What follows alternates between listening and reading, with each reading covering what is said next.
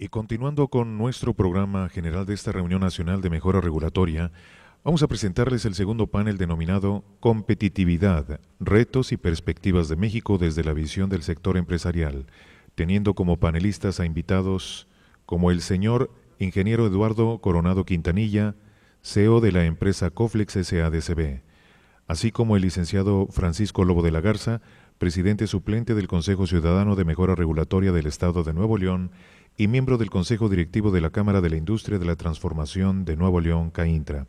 Como moderador de este panel estará el maestro Manuel José Molano Ruiz, director general adjunto del Instituto Mexicano de Competitividad, IMCO, a quien cedo el uso de la palabra. Vamos a recibirlos con un fuerte aplauso. Bueno, pues muchísimas gracias, Eduardo, muchísimas gracias, Francisco, por estar aquí. Me voy a permitir leer el currículum breve de estos dos empresarios. Ya traemos el ajuste de tiempo bastante corto, entonces pues ahorita aquí tras bambalinas acordamos que nos íbamos a echar el panel relativamente rápido. Bueno, Eduardo Coronado, que está aquí inmediatamente a mi izquierda, es codirector general de Coflex, una empresa mexicana, regiomontana, dedicada a la producción de distintas cosas para plomería, lo cual es muy interesante. Eduardo trabaja en la compañía desde 1994, es oriundo de aquí de Monterrey, es ingeniero industrial del TEC de Monterrey y es maestro en administración de empresas por el IPADE. Y hoy es vicepresidente de la Cámara de la Industria de Transformación Nuevo León y presidente de la Comisión Pymes, también en CAINTRA. Pues bienvenido, Eduardo, encantado en conocerte y pues muchas gracias por estar aquí. Y Francisco Lobo de la Garza es licenciado en Ciencias de la Comunicación por la Universidad de Monterrey, ingeniero en sistemas de la Universidad de Colorado, también empresario. Él es el director de la división industrial de Grupo Protexa. Entiendo que están en ramos muy diversos, impermeabilizantes, perforación de pozos petroleros, construcción, lo cual es muy interesante. También es director general del Grupo de Fusión Global, también es miembro del Consejo de CAINTRA y participa como presidente suplente del Consejo Ciudadano de Mejora Regulatoria. Pues bienvenidos ambos. Vamos entonces a proceder al panel.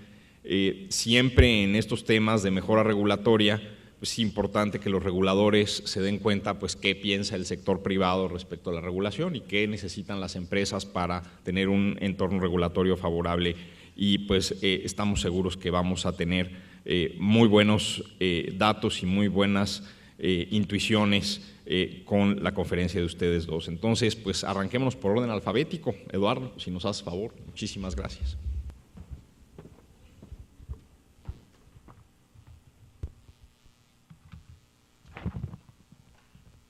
¿Qué tal? Muy buenas tardes a todos. Manuel, gracias. Vamos a, como platicó, les comentó Manuel, a ser breves porque sabemos que va el evento retrasado más de una hora. Entonces vamos a tratar de ser breves en la presentación.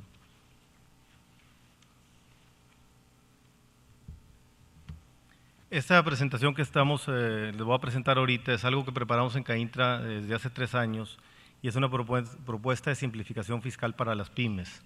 Lo que estamos buscando es que haya un régimen fiscal especial para las pymes. Aquí empezamos la presentación haciéndonos unas preguntas. ¿Cuántas declaraciones realiza una empresa al año? Si lo sabemos, muchas veces pocas gentes tienen el dato de cuántas declaraciones estamos obligados a presentar al año. El personal y el tiempo que se requiere para atender estas obligaciones y el costo de oportunidad de estas actividades. Actualmente una empresa realiza 133 declaraciones al año, es la cantidad si sumamos todas las declaraciones. Es en promedio 11 declaraciones mensuales. Cada presentación o cada declaración implica realizar el cálculo y la presentación. Y aquí me gusta hacer un énfasis porque realmente las dependencias federales de gobierno han trabajado mucho en simplificar la parte de la presentación, que son en sus portales, en el portal del banco, etcétera. La simplificación sí ha mejorado mucho, lo que es la presentación se ha simplificado mucho, pero la parte del cálculo no. Y es la parte que hemos comprobado que representa el 95% del tiempo de cumplir con la obligación. En conclusión, lo que podemos decir, y es un dato bien fundamentado, en México para la Secretaría de Hacienda no existen las pymes, porque una empresa que quiera tributar, nada más está el régimen general y está el REPECO, que el REPECO es para empresas que venden, o personas físicas o empresas que venden hasta máximo 2 millones de pesos al año. Es realmente para empresas muy pequeñas o negocios muy pequeños como una mercería, etcétera. Entonces, una empresa de 40 trabajadores y una de 40,000 tributan en el mismo régimen para Hacienda. Aquí vemos una tabla que preparamos donde se suman las 133 declaraciones, porque a lo mejor alguien dijo, ¿y de dónde salieron tantas? ¿Verdad? Si vemos aquí en la tabla, primero ponemos el impuesto sobre la renta, yo estoy seguro que no le van a llegar, pero se las platico un poquito. Todos los relacionados al impuesto sobre la renta, que viene el pago provisional de ISR, que es mensual, de la declaración anual, que es una, retenciones que se hacen por honorarios, cuando las empresas contratan a alguien por honorarios, que casi todas lo tienen, retenciones de ISR por arrendamientos, etcétera, son las de ISR. Luego en el segundo bloque vemos las relacionadas con el IVA, y es el pago del IVA mensual que se hace, el anual del IVA, que ese anual lo marcamos aquí en verde, porque en base a este esfuerzo que llevamos haciendo los últimos 3 años, el año pasado el presidente de la República hizo un decreto donde eliminó algunas. Eran 145 y gracias a ese decreto ahorita son 133. Se eliminó una informativa anual de IVA, gracias al esfuerzo que hemos estado haciendo. Las retenciones de IVA, 12 también anuales, y la informativa del DIOT, esa sigue igual, 12, una mensual. Luego en el tercer bloque viene la parte del IETU, que esto vino a complicar más cuando salió el IETU realmente y le viene a complicar principalmente a las pymes. El pago provisional del IETU, que es mensual, son otras 12. La declaración del ejercicio anual es una más. Y un listado de conceptos para determinar el IETU, que era un anual, también se eliminó con el decreto del presidente de junio del 2010. Y el último bloque es en caso de tener trabajadores, que pues básicamente todas las empresas tienen trabajadores, son las relacionadas con el Seguro Social mensual, son 12, el 2% sobre nóminas, que se paga a los estados, que también es mensual, son otras 12, Infonavit es bimestral, ahí son 6 más, y seguimos, suman las 133 que les mencionaba hace unos momentos.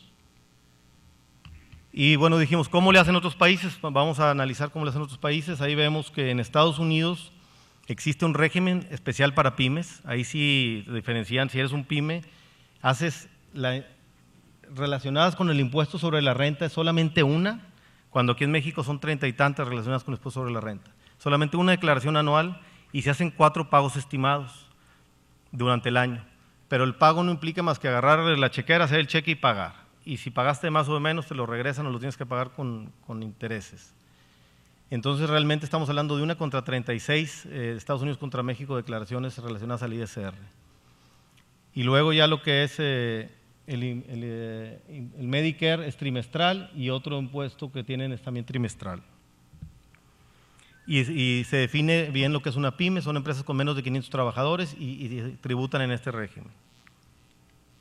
En España tienen un esquema muy sencillo.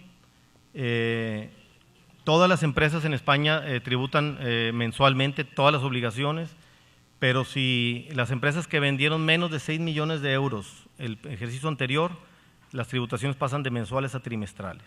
Entonces es como ellos están diferenciando el pyme. Si vendiste menos de 6 millones de euros, que estamos hablando pues ahorita arriba de 100 millones de pesos,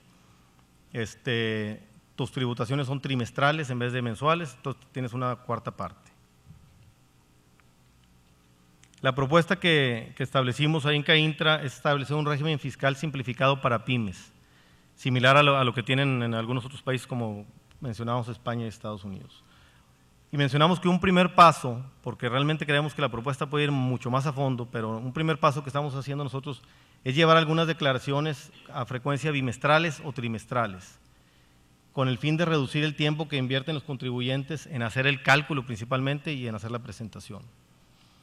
La propuesta busca disminuir la carga administrativa y no modifica la administración de flujo de efectivo de las pequeñas y medianas empresas, porque también es un argumento que inmediatamente nos sacan y dicen, no, pues que la pyme no va a poder ahorrar 3 meses, se va a gastar el dinero y no va a tener para el trimestre para pagar. Eso es totalmente falso, porque el REPECO, que es el más pequeño, paga trimestral, y la pyme en los 90 pagaba trimestral, también todos pagamos trimestrales. Pero para tapar ese argumento que se usa, estamos proponiendo que algunas sean bimestrales y lo que estamos haciendo en que en meses pares declares todo lo relacionado con Hacienda, llámese ISR, IETU, IVA, y en los meses nones declares Infonavit y IMSS. Entonces ahí estás alternando tu carga de trabajo y también el flujo efectivo le va a ayudar. Entonces todos los meses vas a estar pagando algo, nada más que va a estar alternado. Entonces, en resumen, con esta propuesta estamos llevándole a las pymes a reducir de 133 a 66 declaraciones al año. Recordamos que eran 145 cuando empezamos esta propuesta. Personas físicas de 97 a 48 y el régimen de arrendamiento de 51 a 17. Quisimos incluir arrendamiento porque es el régimen donde hay más evasión. La persona que renta cualquier propiedad pequeña que da factura se mete con 51 declaraciones al año. Entonces muchas veces prefieren, ¿sabes qué? Mejor no te doy factura y págame por fuera y me quito del contador y del riesgo y el problema. Entonces, al reducir la cantidad de declaraciones, se reduce el número de trámites que realizan ante el SAT y también decrece la posibilidad de requerimientos por errores o omisiones, porque cada declaración es un posible error que hice y luego viene un requerimiento y es donde se viene a complicar ahí el tema, que ustedes bien lo saben. Y también otra cosa es que estamos aligerando notablemente la carga para las oficinas regionales del SAT. Si cualquier día que vayamos a una oficina del SAT tan llenas de personas, con esta propuesta inmediatamente se iría a la mitad la carga para las oficinas regionales del SAT. Es importante destacar que una carga administrativa adicional es el tema de la declaración informativa DIOT y IETU, las cuales la Cámara ha estado empujando mucho de eliminarlas o hacer algún cambio significativo. Finalmente, estamos proponiendo cambiar los requisitos del dictamen fiscal, que están en el artículo 32 del Código Fiscal de la Federación. Como están los requisitos actuales para el dictamen fiscal, se definieron en los 80, nunca se han vuelto a actualizar y están totalmente obsoletos. Piden, las empresas que venden arriba de 30 millones de pesos ya tienen que dictaminar. Estamos hablando de muchísimas empresas. A las empresas que venden 100 millones de pesos, 150, no les sirve el dictamen. Y es un costo adicional que tienen las pymes que tienen que pagar, porque un dictamen bien hecho no cuesta menos de 40, 50 mil pesos. Y aparte los requisitos están mal porque pide 30 millones de pesos o 300 trabajadores y o 60 millones de activo. Una empresa que tiene 300 trabajadores nunca vende 30, vende mucho más. Y una empresa que tiene 60 millones de activos no vende 30, vende 120 normalmente. Entonces los datos están totalmente mal y estamos sugiriendo que lo suban mínimo a 125, de preferencia a 250 millones de pesos, el mínimo en ventas para tener que dictaminarte. Esta es la tabla ya modificada con las 66 declaraciones, eliminando algunas que decíamos las pasamos a bimestrales, otras a trimestrales.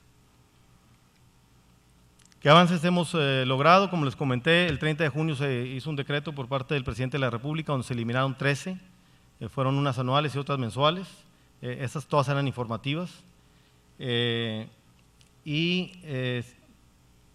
lograron avances en el tema del dictamen.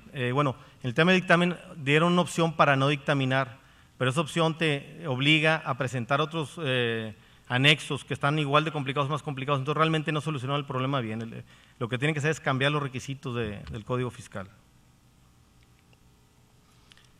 En la última asamblea de la Cámara, que fue en marzo de este año, tuvimos la oportunidad de presentarle al presidente Calderón la propuesta, le gustó mucho, nos mandó inmediatamente al secretario de Economía, platicamos con él y se ha avanzado mucho en los últimos meses de este año. Tuvimos una reunión con personal de la Secretaría de Economía, de la COFEMER, una persona que está ahorita aquí con ustedes. Se hizo todo un estudio del ahorro que va a implicar este cambio para el país, para la economía, para las empresas, y ese dato ya lo tiene la Secretaría de Economía. Hemos tenido juntas últimamente con la Subsecretaría de Ingresos y la Secretaría de Economía y creemos que ya van a hacer algo. Lo único es que parece ser que van a reducir algunas declaraciones, pero para todo el mundo no están haciendo un régimen especial para pymes, que es lo que nosotros hemos estado pidiendo. Hemos estado pidiendo un régimen especial para pymes porque queremos que la próxima vez que haya un cambio fiscal, una miscelánea o algo, piensen, bueno, ¿qué le vamos a pedir a las pymes y qué le vamos a pedir a las grandes? ¿Verdad? Y se les olvida y pensando en las grandes hacen requisitos que no eran necesarios para las pymes. ¿Verdad? Y bueno, aquí anexamos el calendario general del contribuyente de España, que es de donde sacamos la información, un manual que tienen en Estados Unidos para los pymes de cómo tienen que declarar sus impuestos. Y pues básicamente es todo. Muchas gracias.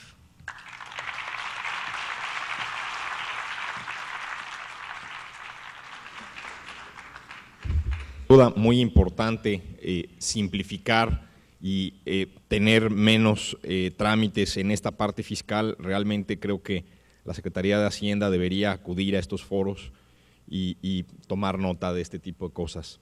Ahora le pediría yo a Francisco Lobo si por favor nos hace su presentación. Muchas gracias.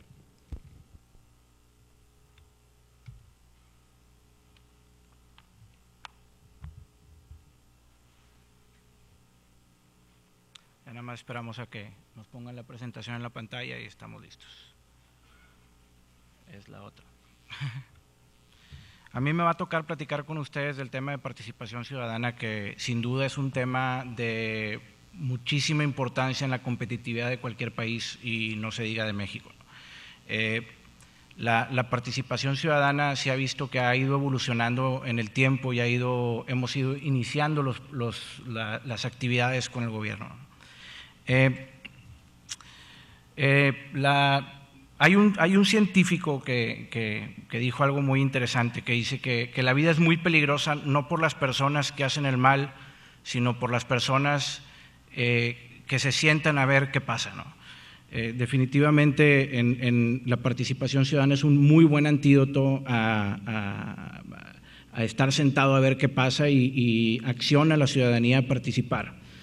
Si pensamos un poco sobre qué es participación ciudadana, la participación ciudadana es una actividad fundamental de los ciudadanos con el gobierno que permite construir de manera inclusiva las reglas y estructuras de la sociedad.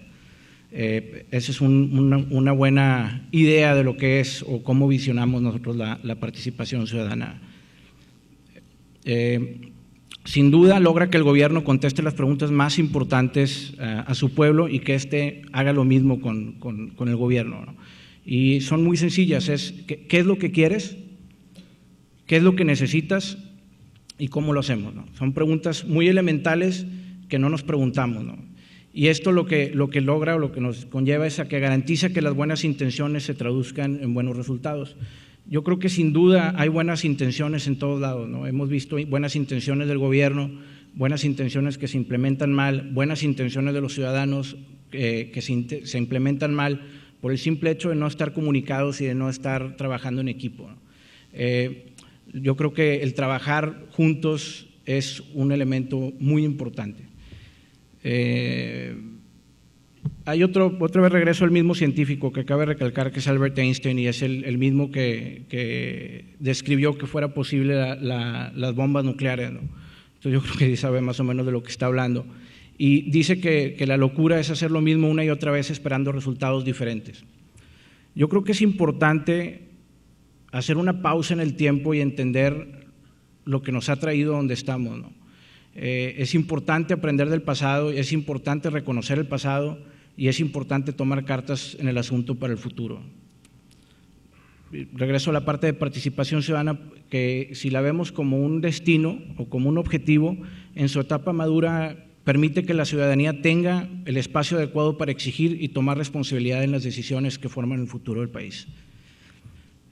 Yo creo que hemos visto muchas veces manifestaciones, hemos visto muchas veces pancartas, hemos visto muchas veces periodicazos, hemos visto muchas veces acciones que son una actividad de exigencia ciudadana que realmente a lo mejor funcionan en algún marco, pero no agregan valor a la construcción.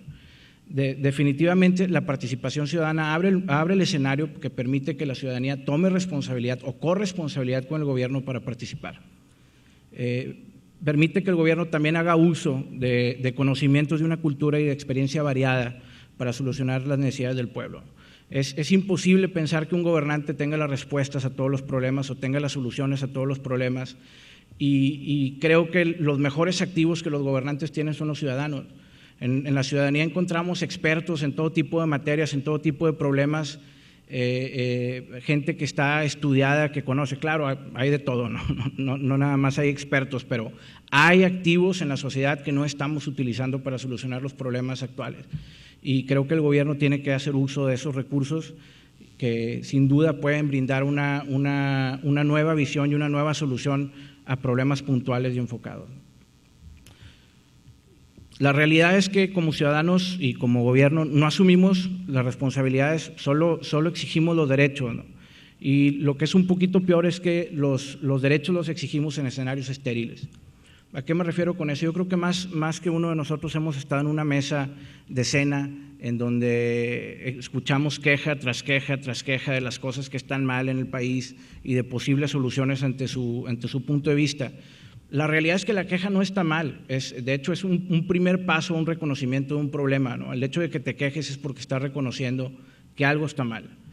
Y el problema es que continuemos quejándonos y que no tomemos cartas en el asunto para arreglarlos y cimentar o sembrar la cultura de la queja, ¿no? Yo creo que el estar en un escenario estéril en donde tú exiges, pero al mismo tiempo estás resguardado en tus trincheras y no tienes responsabilidad sobre lo que estás diciendo, definitivamente es algo muy cómodo, ¿no? Es algo muy laxo. Y lo hacen tanto los gobernantes como los ciudadanos, ¿no? O sea, es un poquito algo que se ha hecho de las dos partes. Ahora, ¿cómo solucionas un problema como esto? ¿Cómo le das frente? Pues es asumiendo los riesgos y las oportunidades que presenta la participación ciudadana, porque tiene de las dos, pero hay que entrarle y hay que asumirlos. Y la participación ciudadana, aún cuando comienza a tomar fuerza en diferentes frentes de gobierno, en este momento está en una etapa de maduración. O sea, estamos iniciando a entender un poquito, lo estamos viendo en el estado de Nuevo León, cómo funciona esto de la participación ciudadana, ¿no? La realidad es que México está en un momento histórico, en una oportunidad histórica, y yo creo que no nada más México, hay muchos países que están en esta oportunidad histórica que es causada por las diversas crisis que estamos enfrentando, tanto crisis económicas como la crisis de seguridad, en fin, la globalización, etcétera, ¿no? Nos están empujando a hacer reformas que aunque no queramos hacerlas, tenemos que hacer, ¿no? Entonces, es un momento histórico para hacerlas de una vez bien, de la primera, y buscar que sea el beneficio para la sociedad, que finalmente la ciudadanía es la que dota de competitividad a los países, ¿no? Los países son proveedores de herramientas para que la ciudadanía sea competitiva. Y si no hacemos la tarea bien hecha, en un principio vamos a perder una oportunidad importante. La participación ciudadana en la actualidad no es suficiente y en muchos casos no es auténtica ni mucho menos constructiva, ¿no? Eso también es importante reconocer porque la participación ciudadana no siempre está ahí por los motivos correctos. A veces está ahí para validar o para vigilar o para legitimizar, es una palabra que he oído, legitimar es una palabra que he oído últimamente, y es correcto que la ciudadanía valide y verifique que se estén aplicando bien los trabajos o los planes que se están trazando, pero creo que tiene que ser una participación más constructiva, ¿no? Tiene que ser una participación más de raíz, buscando que las cosas cambien contundentemente, ¿no? Y no nada más de validar y permitir que podamos voltear con la sociedad y decir, no, sí están aplicando bien los recursos o sí están aplicando bien el plan estratégico, etcétera, ¿no? Yo creo que tenemos que juntarnos a construir los planes y a construir las asignaciones que tenemos que hacer, ¿no? ¿Cómo logramos focalizar todos los esfuerzos de todos en una solución integral? ¿Cómo logramos tener los resultados esperados? La realidad a esas dos preguntas es que no sé, no tengo las respuestas. Pretenden estas dos preguntas sembrar en ustedes la inquietud y meditar un poco al respecto, ¿no?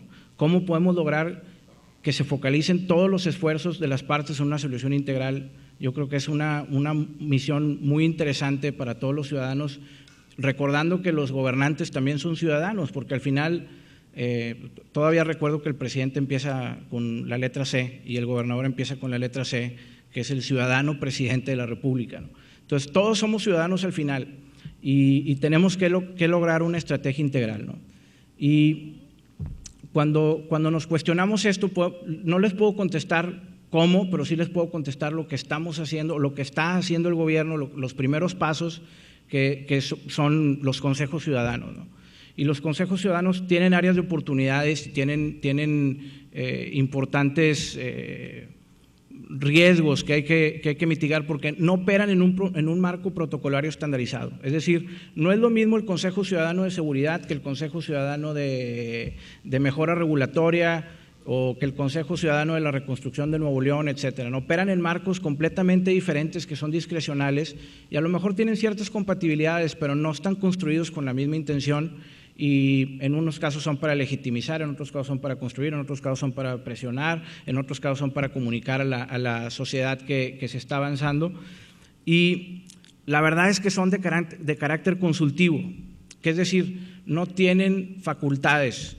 Y cuando digo facultades también digo responsabilidades, porque inclusive cuando un ciudadano se acerca a un consejo ciudadano, debería de adquirir cierta corresponsabilidad de las acciones que se están tomando, como si fuera un consejo de administración de cualquier empresa, ¿no? En un consejo de administración te juntas a tomar decisiones y te juntas a tomar responsabilidad sobre esas decisiones, ¿no? Y en este caso son solamente de carácter consultivo y esto nos lleva a que sus facultades dependen de la voluntad del gobierno. Es decir, en cualquier momento el gobierno dice no va y no va, ¿eh? O sea, por más que esté en ley, por más que esté en cualquier reglamento, la realidad es que estamos participando porque queremos participar. Mi experiencia en el Consejo Ciudadano de Mejora Regulatoria ha sido muy buena, pero es porque los actores todos estamos trabajando con un mismo objetivo y no necesariamente porque estén los protocolos puestos de esa forma, ¿no? Y creo que es un área de oportunidad interesante, ¿no? Y la realidad es que tampoco cuentan con un filtro estandarizado para legitimizar el valor esperado de los consejos, es decir, ¿quiénes participan en ese consejo? A veces participan líderes de opinión o participan académicos o participan, en fin, una gran variedad de gentes, pero no existe un criterio para ver cuáles son las personas que deberían de estar participando. Digamos, a lo mejor en un consejo de reconstrucción quieres arquitectos, quieres ingenieros, quieres economistas, no lo sé, pero lo interesante es que en los consejos tienen que participar los que tienen que participar y no los que se tienen que ver en la foto, ¿no? Tienen que participar la gente que va a agregar valor en esto, ¿no?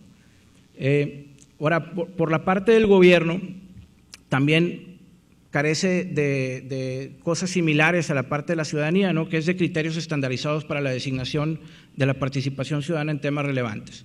Aunque se parece a lo anterior, no es lo mismo, porque esto responde a qué temas requieren de un consejo ciudadano. No todos los temas requieren de un consejo ciudadano, de hecho son muy poquitos los temas que requieren de un consejo ciudadano y muy puntuales. Sería altamente ineficiente estar estableciendo consejos ciudadanos para cualquier tema que se nos ocurra, ¿no? Pero no existe un criterio estandarizado que diga, este tema requiere de un consejo ciudadano. No sé, arriba de 7, 8 trámites de interacción ciudadana se requiere un consejo ciudadano para poder validar la implementación de esos trámites, o proyectos que tengan una derrama, una inversión económica arriba de X número de pesos requieren de una interacción ciudadana. No lo sé, pero no hay criterios estandarizados. Prácticamente responden a, si hay un periodicazo, pues para que legitimen mejor ponemos un consejo ciudadano, ¿no? ¿Y cómo haces una selección efectiva de los participantes? También responde a la pregunta o a la especificación del punto anterior, ¿no? Del slide de los ciudadanos, ¿no? ¿Y cómo calificas y comunicas los resultados? Que esto es lo que hace que los consejos ciudadanos sean legítimos. Si los consejos ciudadanos dan resultados, que los consejos ciudadanos deberían de cambiar el nombre a otro nombre porque ya serán consejos en conjunto con gobierno, pero los resultados que den esos consejos son lo que va a legitimizar el proceso de la integración y de la participación ciudadana en las decisiones de gobierno. Y finalmente, ¿cómo lo haces de carácter obligatorio, ¿no? O sea, ¿cómo haces que estas estandarizaciones se queden plasmadas en ley y que estén grabadas en piedra, ¿no? Bueno, en fin, este sería mi último slide. Bueno, me falta también de cómo lo formalizas y cómo lo replicas en todos los temas que lo requieren, ¿no? Que va de la mano con la estandarización, ¿no? Prácticamente esta es mi presentación y es una presentación enfocada a meditar, es una presentación enfocada a pensar. Si alguno de ustedes tiene alguna solución o alguna idea al respecto, creo que es un buen momento para comenzar a participar en foros de participación ciudadana. Creo que vamos caminando en la dirección correcta, hemos dado los primeros pasos. Sin duda, ahí la llevamos. Creo que es de sabio reconocer que estamos trazando las líneas para el futuro. Y es importante que estos procesos que vayamos avanzando sean un marco que sea estéril a los tiempos políticos, ¿no? Tenemos que hacer que estos procesos duren independientemente de qué sexenio o de qué gobernantes están en turno, ¿no? Sería importante que los candidatos y cualquier funcionario que aspire a un puesto público importante se comprometiera a sumar la participación ciudadana, ¿no? Y por último, lo dejo con una frase de Winston Churchill que dice que el precio de la grandeza pues es la responsabilidad, ¿no? Y con esto lo dejo para irnos a comer todos y muchas gracias.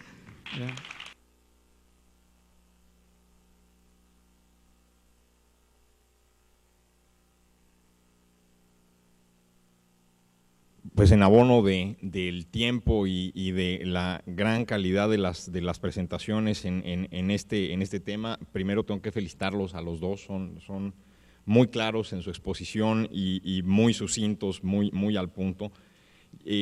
Eduardo, yo creo que el tema de simplificación fiscal para las pymes es fundamental para este país. Realmente las pymes podrían pasar de ser negocios de bajo valor agregado a los que generaran toda la innovación, toda la competencia, todo este impulso empresarial y me gusta mucho oír que en la generación joven de empresarios regiomontanos hay esta inquietud por simplificar. Los economistas usualmente comparamos la tasa de impuestos y entonces pues salimos a decir cosas como pues México tiene un régimen fiscal favorable porque la tasa es relativamente baja, pero resulta que no nada más es la tasa, es la complicación y todas las broncas en las que uno se mete. En fin, ojalá esta propuesta llegue a quien tiene que llegar en la Secretaría de Hacienda. Yo estoy seguro que el secretario Meade debe ser muy receptivo a cosas de este tema. Seguro que la COFEMER te ayudará a este tema y en lo que pueda yo ayudar también, pues cuentes conmigo en un aliado porque creo que esto es muy importante. Y segundo, pues también felicitarte, Francisco, por una extraordinaria participación. Realmente definir los deseos, las necesidades y la forma de implementarlos en la sociedad es básico. Yo cada vez que mi mujer se queja de algo le digo que el que opina apoquina y que es importante pues no nada más quejarse, sino poner la solución a los problemas, sean problemas comunitarios o sean problemas familiares. Uno tiene que encontrar la manera de arreglarlos y muchas veces en México creemos que el gobierno tiene que resolverlos por default, cuando en realidad nos deberíamos involucrar mucho más en cómo el gobierno resuelve y cómo hace las cosas. Muchos de los problemas de transparencia, muchos de los problemas de corrupción que tenemos pueden tener una raíz en que hemos dejado hacer a funcionarios sin exigir cuentas, sin estar viendo qué hacen y sin estar opinando cómo hacerlo. Y también estoy de acuerdo contigo, realmente no hay un filtro ni hay un proceso estandarizado de cuándo tienes que tener un consejo consultivo ciudadano, el tipo de gente que tienes que tener ahí, cuáles son las calificaciones que tienen que tener esas personas. Bueno, supongo que tampoco lo hay para tener diputados o tampoco lo hay para otro tipo de foros sociales y bueno, pues ahí lo dejo. En fin, pues yo creo que todo el mundo tiene hambre y por eso ya nos dejaron aquí casi solos. Otra vez los felicito y les agradezco enormemente sus presentaciones y muchas gracias a los estoicos que se quedaron a escuchar este panel. Y bueno, muchas gracias también a nuestros panelistas, quienes en este momento se les hará entrega de un reconocimiento por su brillante participación de manos del licenciado Eugenio Montiel Amoroso, que le vamos a suplicar pase al frente. El licenciado Eugenio Montiel Amoroso, jefe de la Unidad de Mejora Regulatoria del Gobierno del Estado de Nuevo León, es quien hará entrega estos reconocimientos. En primera instancia tenemos a Eduardo Coronado Quintanilla. Asimismo, a Francisco Lobo de la Garza. Y por supuesto a nuestro moderador Manuel José Molano Ruiz. Vamos a despedirlos con un fuerte aplauso, damas y caballeros, y Tengo un aviso para todos ustedes. Agradecemos a nuestros panelistas, pueden pasar con nosotros. Tenemos un aviso a nuestros asistentes. Con este panel damos por concluida la primera parte del programa, invitándolos a la comida que se ofrecerá en el Hotel Holiday Inn Fundidora para continuar con los trabajos en punto de las 17 horas. Quiero recordarles que hay un camión, un autobús, un transporte en la puerta norte de este edificio que los trasladará. Les vamos a suplicar para estar de regreso a las 17 horas, estar 15 minutos antes con el transporte. Agradecemos su presencia y buen provecho.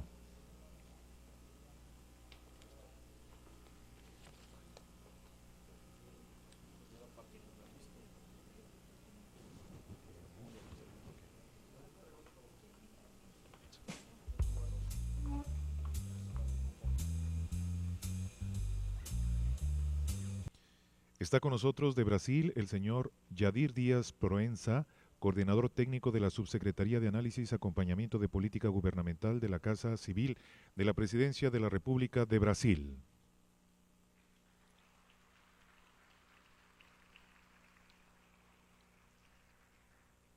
Asimismo, contamos con la presencia de la maestra Jimena Clark, experta en reforma regulatoria de Chile.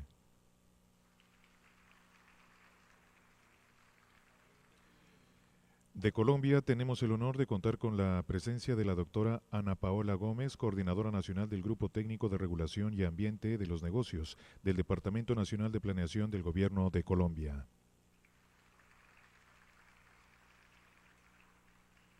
De Costa Rica nos acompaña el diputado Óscar Alfaro Zamora, diputado presidente de la Comisión de Justicia de la Asamblea Legislativa de la República de Costa Rica.